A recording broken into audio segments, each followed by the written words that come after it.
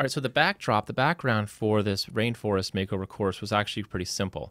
It's based on a photograph of a rainforest, and that's a full slide image. But the image by itself, right, is too complex to include any readable text or design elements. So we actually have to put something else over it if we're going to use any kind of text.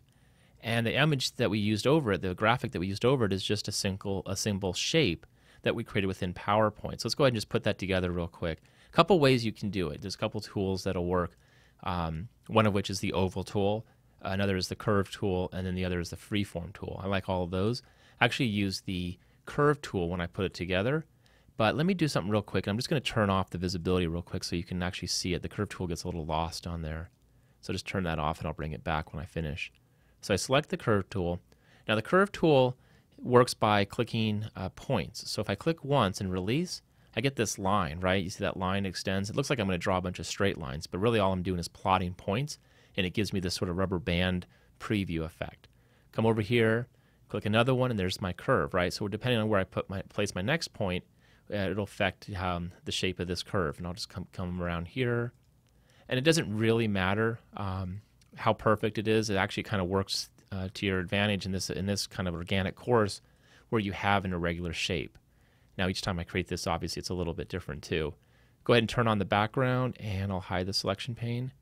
Double click the shape, and then let's go ahead and change the fill to white, and then we'll just get rid of that shape outline. All right. At this point, the effect really doesn't look that great, but it all comes together next, and this is the shape effects. So select soft edges. I think I used the 50, but if we needed more, depending on your image, you could actually modify the edges and actually dial in your own value. And once I add that 50, right, it really shrunk the image. So I can just scale this up a couple different ways and move it in place. And again, the fact that it's not perfect actually really works as in this course, in this type of course. And if you're working in 2007 or 2010, you can right-click this and choose Edit Points. And now you even have some more options for modifying them. This is kind of why I don't like to work with the freeform tool, because the freeform tool is going to add a ton of extra points. It just makes kind of modifying these points a little tougher because you have that many more to edit. All right, overall, looks pretty good. Go ahead and just right-click it again. I'm going to choose Format Shape, and for fill, actually, solid fill, there we go.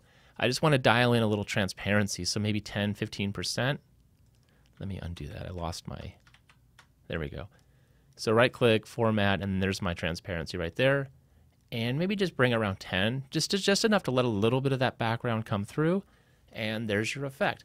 Now, as I mentioned, the effect really works because it's irregular. So if you created a couple different versions of this, so you had some content slides with a lot of text, you might want a larger shape. Maybe you had smaller area, you could bring this down, right, just as a subtle piece, center it, maybe as sort of a summary slide or chapter intro, and your title just goes in there. Anyway, the fact that it's irregular actually works to the advantage. So just consider making a couple versions of these over the background. And if you had different tree backgrounds you wanted to use, that would also work.